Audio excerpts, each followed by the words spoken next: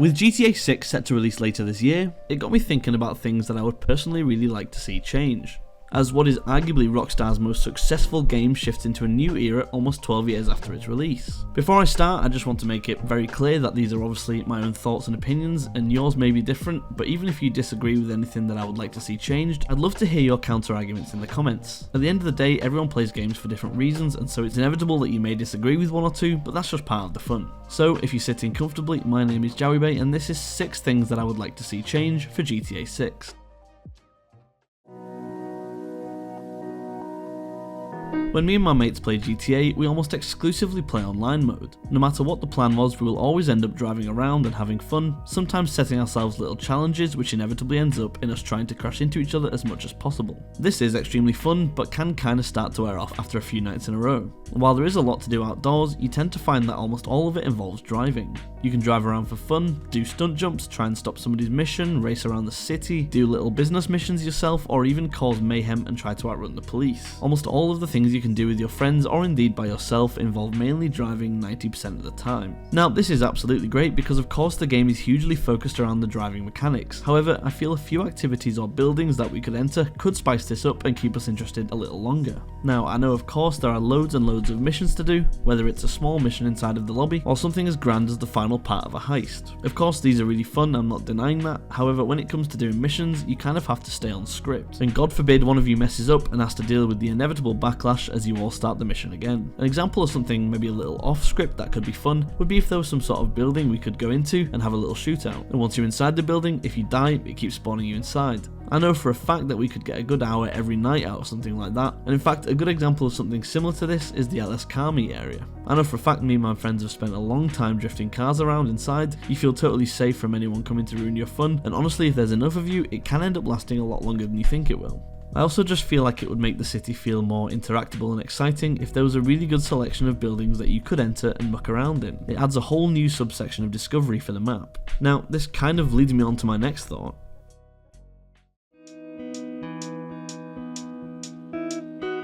I personally feel like Los Santos doesn't feel as alive as it could do, which is partly down to my previous point of not having that kind of option for things to do inside apart from going to the strip club, somebody's nightclub or the casino, and partly down to a few other factors that I'll mention shortly. However, to help me kick off this point, let's briefly focus in on the casino. In my opinion, the Diamond Miner Casino is one of the best and most well thought out changes to Los Santos since the game's release. When you go in, you are greeted with an ocean of people, all of varying levels of drunk, group size and even emotions. There are also plenty of NPCs sitting at the machines and tables, to the point where when you go in, you can feel what is essentially a real hustly bustly atmosphere. And if you do stay in, you'll find a huge range of things you can do. For example, your daily wheel spin, a selection of slot machines, horse betting, blackjack, roulette, poker, or even explore the small shop. Not to mention buying your own penthouse on top of the casino, which also gives you access to an exclusive VIP area where you can bet a much larger sum of money, and not to mention the fact that you and 3 of your friends can sit at the same table so you're all playing together. The casino really is a great example of an interactive, busy, lively area that feels immersive and yet fun at the same time for not only you, but a group of players. However, I'll challenge you to name another building in GTA that quite gives you the same thing. There just isn't anything quite on the casino's level. Sure, you can go into you or someone else's nightclub, grab a drink and dance, and if they run it well, it'll be a decently busy atmosphere. But let's be realistic, all you're going to do is buy a drink, stand on the dance floor for a minute or two, and then what? You're most likely at this point going to walk out and head somewhere else. Maybe something like NPC interaction could help to make the atmosphere feel more immersive, and also incentivize the player into staying in the nightclub much longer. This could even be something as simple as dialogue, where you try to chat someone up and take them home. If you say all the right things, then you leave and have to drive them back to your apartment, etc, etc, for which you may even get a bit of RP or something. I've kind of thought money, but then I'm not really sure how that would work. Anyway, this would even incentivize the nightclub owner to put more work into doing the upkeep missions, if they knew actual players were going to be coming in and using it as intended.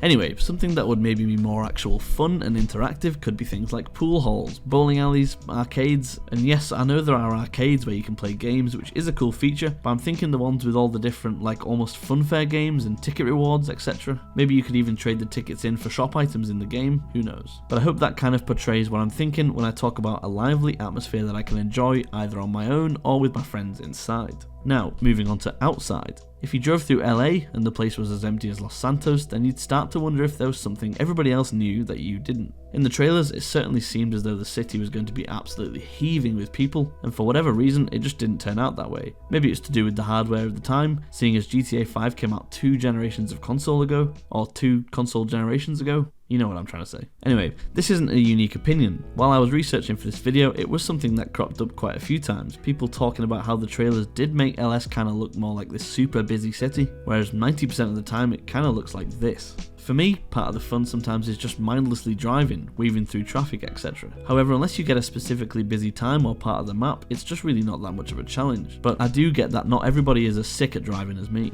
Anyway, finally, the airport. I think it would be super interesting to see a huge influx of NPCs around the airport being dropped off or indeed picked up, and if you wanted to ramp up the immersion even higher, you could see them being taxied out onto the runway into a plane that eventually takes off, maybe every 15 minutes or so. Now, I'm sure in a classic GTA Online lobby, 90% of them wouldn't even make it off the runway before someone interferes, but it would take a static open area with at most 4 NPCs walking around and turn it into this lively, realistic place that makes you feel like you're in a live city and not some post-apocalyptic world where nothing happens. I think it should probably restrict this to the outsides of the airport, however, as I think Modern Warfare 2 kind of put the nail in the coffin on airport interiors in violence-based video games.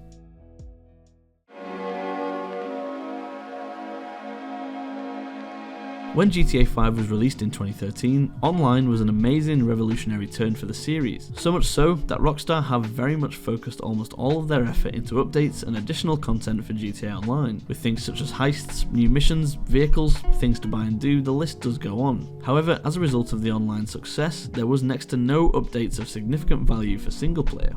Now, almost all of the updates that have actually been brought out to single player have either been vehicle updates or little patches. Now, I do totally understand why. The level of player base that they have for online is absolutely immense when compared to single player, but on the flip side you could maybe say that's because most of the players have completed single player maybe once or twice and don't really feel it to be worth revisiting, so the only option for a player wanting new content is GTA Online. If we go back to GTA 4, we'll find a good few examples of single player DLC, with the Ballad of Gay Tony, which introduced new activities, missions and weapons, and before that there was the Lost and Damned DLC, which added a whole new storyline centered around the Lost Motorcycle Club. If we look closely at updates for GTA 5, we find that every time a major DLC update was brought to online, single player would get the cars and weapons from said online DLC. In fact, probably the update with the most impact on single player would be the casino update, as it added a new area for the players to explore. You know, the casino. Whether this would be enough for you to launch up single player again is up to you, but personally I would just end up going online to do it. Now, as much as I think it would be quite cool to see single player DLC be dropped over the years following GTA 6's release, I personally don't think they will do it. Let's take Red Dead Redemption 2 for example. This game has had an extremely similar treatment to GTA 5, with the online feature receiving major updates and content, and the single player mode basically receiving no major updates other than small patches and a few cosmetics like horses and outfits from the online updates. So based on that, I would say unless they have a change of business strategy, they will focus only on online, with little updates to single player. At the end of the day, they do make so much more money from online than single player, so it does make more sense from a money making point of view, and thus I can't really see them implementing this change.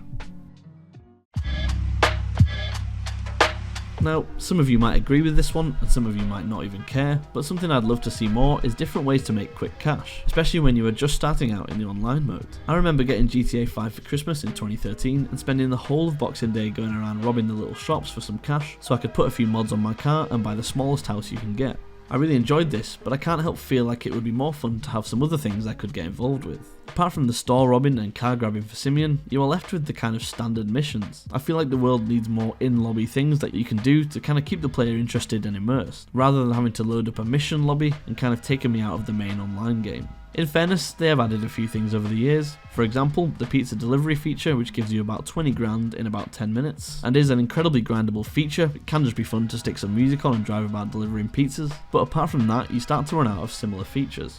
It would be awesome to see a return to some of the side hustles from the older games. For example, the old taxi missions where you would jump in a taxi and drive passengers around, and you even made more money with each consecutive taxi run that you did. Then there was the vigilante mission where you could steal a police car and catch criminals for a quick cash reward. Both of those that I just mentioned were featured in GTA 3, Vice City and San Andreas, so it's not like it wasn't a huge part of the franchise at one point, and makes you wonder why it never quite made it as far as GTA 5 Online. So hopefully with GTA 6 we will see a lot more in-lobby fun side hustles such as those.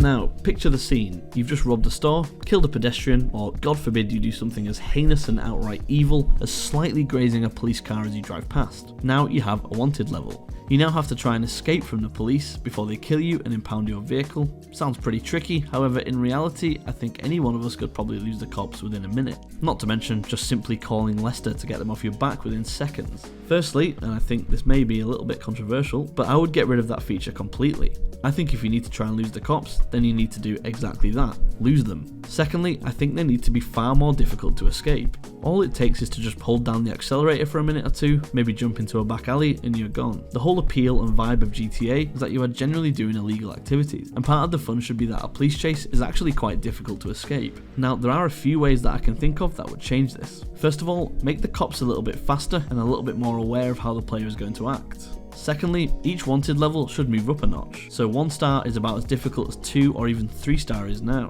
Work our way up and you'll find that having a 4 or 5 star wanted level is almost impossible to escape. Maybe you even need to hide around a corner and shoot your way out of it. Doesn't that sound more fun than holding the accelerator down for a bit and sitting under a bridge? Maybe they could even try and implement a feature where the cops come at you in such a way that it's designed to trap you into a corner somewhere where it's difficult to escape.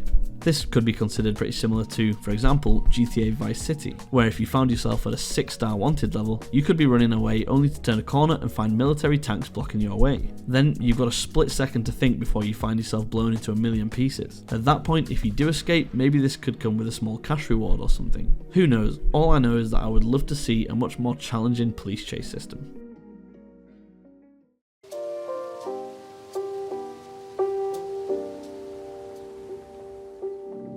I would like you to now once again picture the scene. You see a fellow SecuroServe CEO completing a mission inside the lobby. You think to yourself, I haven't been a dickhead in a while, so I'm going to try and catch up to them and ruin their day. You check to see if anybody else seems to have had the same idea, and it doesn't appear to be the case. So you hop in your fastest car and set a waypoint for where you think they're going to be by the time you get there. However, only 30 seconds later, you see that somebody else has blown them up.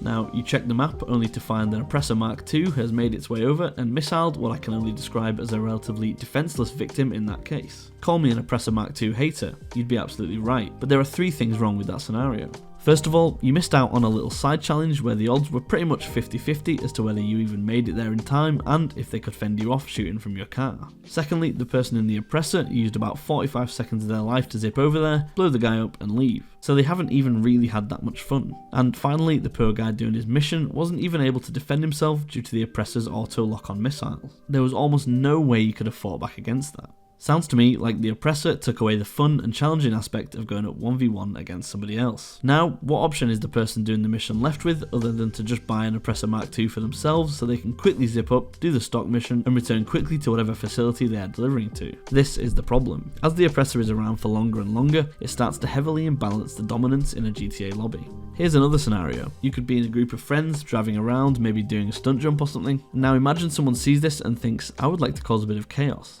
They could maybe hop into the military base, steal a jet, and start flying overhead trying to shoot you down or hit you with a missile while flying past. This takes a bit of skill, and of course you could try and drive around to dodge the jet's attacks, as it has no choice but to keep moving. Now picture instead somebody decides to do this but with an Oppressor Mark II. They could pick off probably 5 people within 15 seconds, and all they have to do is hover or even drive right behind you, rendering you essentially defenseless and without escape. I'd like to just clarify, as this point has so far sounded the most ranty out of all of them, that I think the idea of ruining people's day on GTA Online is absolutely part of the fun in the game, but what I would like to see is that it at least takes a level of skill and introduces a kind of cat and mouse effect, where there is the chaser and the chased. I'm using the Oppressor Mark II as an example because it is probably the most broken part of the game, and as you can probably tell, I absolutely hate it. Even the Oppressor Mark I still took a bit of skill, as you could only glide for a short period of time before landing back down on the ground again. The appeal of GTA has always been kind of centered around grounded, almost realistic crime-focused gameplay. By all means, futurism is something that should be included, but they still need to have some kind of skill involved and not create a rift imbalance from the players who don't want to get involved with that side of the game. Finally, to help illustrate that last point, imagine the Oppressor Mark II didn't have the lock-on missiles. You would have to try and fly the thing in such a way that you aimed and pointed a missile where you think the culprit is about to be, aka a skill shot, rather than just point and click. The player in the car could weave and make sudden car movements to dodge your attacks, all while trying to shoot up at you with an SMG from inside the car. In that scenario, you have someone on a futuristic vehicle going up against a realistic vehicle, with both players requiring the same level of skill to beat the other. Thus, the balance is restored. To summarise, I think futuristic things should be featured and totally add to the uniqueness of the game. However, they just need to really consider balance when implementing these things and try to consider how it benefits or hinders different players' gameplay depending on how they play the game. Thanks so much for watching this video. I know it got a little bit ranty towards the end there, but as I mentioned at the start, you may well have disagreed with one or indeed more opinions that I gave in this video. And if so, tell me about it in the comments. Once again, if you enjoyed the video, please consider subscribing to catch any future uploads, but at the very least before you click away, just leave a quick like to show you enjoyed the video. My name is Jowie Bay, and I'll hopefully see you next time.